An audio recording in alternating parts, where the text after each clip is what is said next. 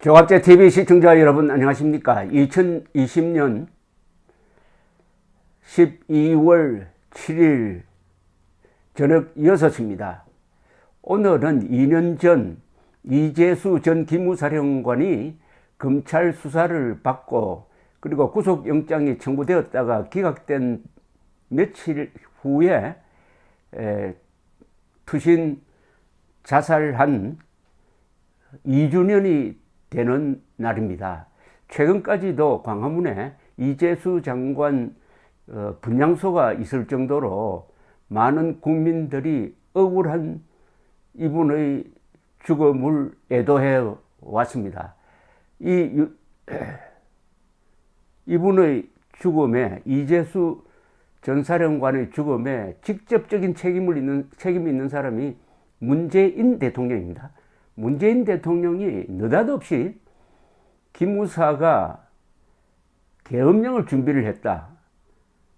그래서 이것은 일종의 국가 반역이 아니냐 하는 취지의 이 수사 지시를 해가지고 무리한 수사를 하는 과정에서 딱 특정을 해가지고, 그것도 2018년 7월 군 지휘관 회의를 하면서 뭐라고 했느냐 하면은 이 기무사의 세월호 유족 사찰은 불법적이고 일탈행위다, 시대착오적이다 하는 이런 취지의 이야기를 했습니다. 아니, 수사를 해봐야 이게 죄가 될지 안 될지 아는 거 아닙니까? 수사도 하기 전에 대통령이 가이드라인을 딱 만드니까 그 뒤 수사가 얼마나 무리하게 이루어졌을지는 여러분도 잘 아실 겁니다. 그리하여 이런 일이 일어났는데, 이 사건은 아마도 문재인 대통령이 퇴임한 이후에 그의 무덤까지 따라갈 사건입니다. 문재인 씨가 양심이 있다면은 이재수 전 사령관의 죽음을 한시도 잊어서는 안 될 것입니다. 이재수 전 사령관이 투신하기 전에 남긴 유서가 있습니다. 이 유서는 아주 담백합니다. 그러면서도 한 인간이 아주, 이분은 상당히 군인으로서는 참 멋진 생애를 보낸 사람입니다. 중장까지 올라갔으니까 대과 없이. 그리고 기무사라는 아주 요직에 있었던 분인데 마지막에 이런 억울한 사정을 겪고 나니까 아마 참을 수 없는 어떤 울분을 느꼈을 것 같은데, 그러나 이 글에는 그런 울분을 담지 않았습니다. 아쉬움을 담았습니다. 이 명문입니다. 이 문장은 제가 한번 읽어 드리겠습니다. 2년 전에 그 생생한 기억을 되살려서, 세월호 사고 시 기무사와 기무부대원들은 정말 헌신적으로 최선을 다했음.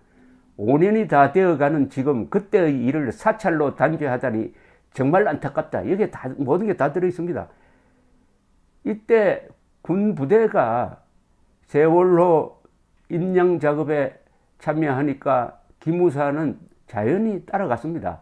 그래서 정보 수집을 한 겁니다. 민간인과 기무부대원들 사이 또는 군인들 사이의 동향을 수집하는 것은 당연한 것 아닙니까? 정보기관이. 이걸 사찰이라는 요 말로, 요사이 요 수법을 배워가지고 추미애 씨가 판사 사찰이라는 말을 만들어냈습니다. 그것을 이렇게 이 유서의 첫 문장에서 토로한 겁니다. 세월호 사고 시 기무사와 기무부대원들은 정말 헌신적으로 최선을 다했음. 5년이 다 되어가는 지금 그때의 일을 사찰로 단죄하다니 정말 안타깝다. 지금까지 살아오며 한 점 부끄러움 없이 살았지만 전역 이후 복잡한 정치 상황과 얽혀 제대로 된 일을 할 기회를 얻지 못했다. 지금 모처럼 여러 비즈니스를 의욕적으로 추진하고 있는 즈음에 이런 일이 발생하여 여러 사람에게 미안하다. 영장심사를 담당해준 판사님께 경의를 표하며 이번 일로 어려운 지경에 빠지지 않기를 바랄 뿐이다. 검찰 측에도 미안하며 내가 모든 것을 안고 가는 거로 하고 모두에게 관대한 처분을 바랍니다. 군, 검찰 및 재판부에 간곡하게 부탁합니다. 가족, 친지 그리고 나를 그동안 성원해 준 모든 분들께 정말 죄송하며 용서를 구합니다. 군을 사랑했던 선후배 동료들께도 누를 끼쳐 죄송하고 다시 한번 사과를 드립니다. 사랑하는 가족들도 더욱 힘내서 열심히 살아가기를 바랍니다. 60평생 잘 살다가 갑니다. 모두들 안녕히 계십시오. 인생을 후회하지 않습니다. 60평생 잘 살다가 갑니다. 여러분 상상을 해보십시오. 이분의 심정을. 여기에 문재인 대통령의 위헌적인 수사 지시가 있었다는 것을 겹쳐서 한번 생각해 보시기 바랍니다. 문재인 대통령 권력의 완장을 벗을 날이 이제 얼마 남지 않았습니다.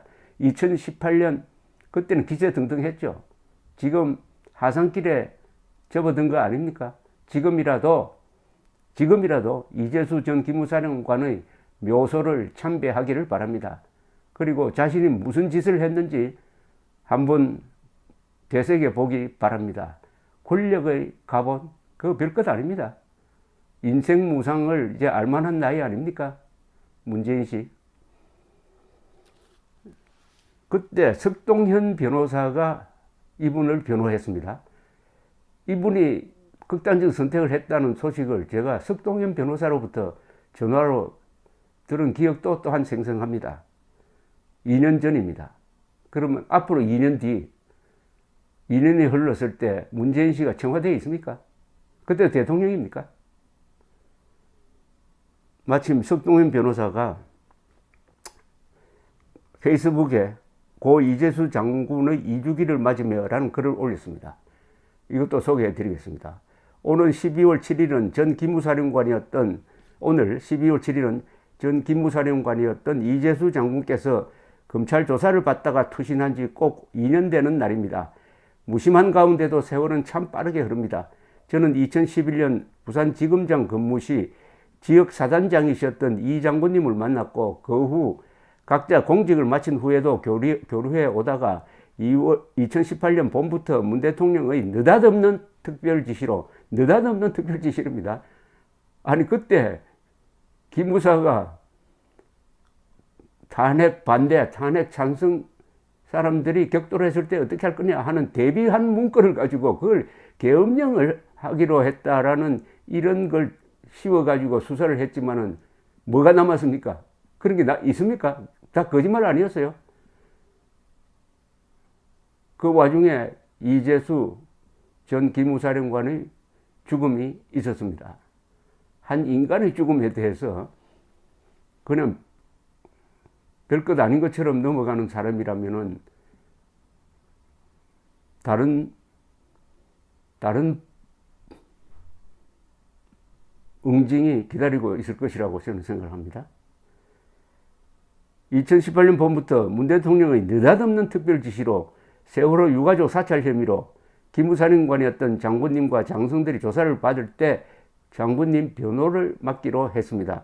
투신하시기 나흘 전 직권남용죄로 구속영장이 청구된 이 장군님은 변호인이었던 저에게 이미 부하 간부들이 다 구속되었고 나도 영장이 기각될 가능성이 1%도 안 되는데 심사를 받겠다고 하는 게 의미가 있느냐고 물었습니다.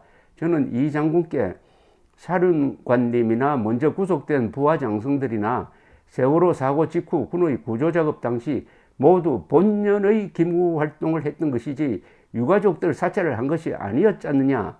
아무런 죄가 없다고 본다. 사령관이 법정에서 그것을 따지고 싸워야 먼저 구속된 부하 장성들도 살 수 있다라고 했습니다. 그래도 이 장군님이 구차해 보이지 않겠느냐고 하기에 그러면 영장 심사를 포기할까요? 나가서 할 말을 해야 할 것 아닙니까? 하고 제가 재차 묻자 잠시 침묵 끝에 결국 영장심사 법정에 서기로 동의했었습니다. 결국 다음날 오전에 저와 함께 검사실에 갔음에도 제가 한 발 먼저 법정으로 이동하는 동안 아둔한 검사가 이 장관님 손목에 수갑을 채웠답니다. 법정으로 데려왔습니다. 저는 그것을 다음 날 신문을 보고 알았고 당시는 몰랐습니다. 얼마나 모욕감을 느꼈겠습니까? 수갑을 왜 채웁니까? 아직 영장이 청구되었을 뿐이고 유죄 확정자도 아닌데, 도망갈 사람도 아닌데 군인에게 수갑을 채우다니. 그걸 또 기자들이 사진을 찍었을 것 아닙니까?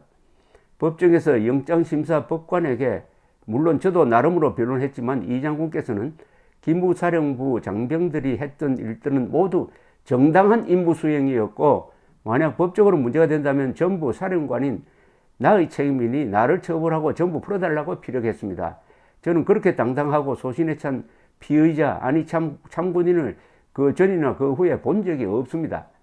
군과 군인의 명예를 짓밟는 세력들 앞에서 이 장군님은 군과 군인의 명예를 지키고자 안간힘을 다했고, 그 결과 그날 밤 12시 무렵 1%도 가능성이 없다고 본 영장이 기각되었습니다.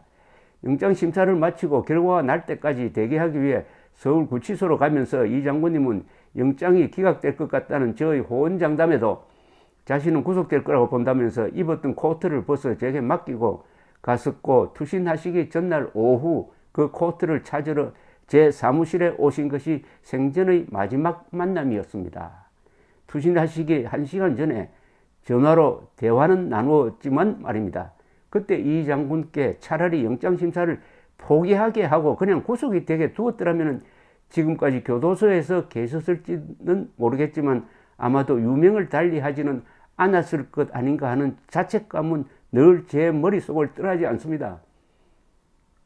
차라리 구속되었으면 투신을 하지 않았을 것이다라는 이런 이야기입니다. 이 장군님의 명복과 유가족분들의 평안을 기원합니다.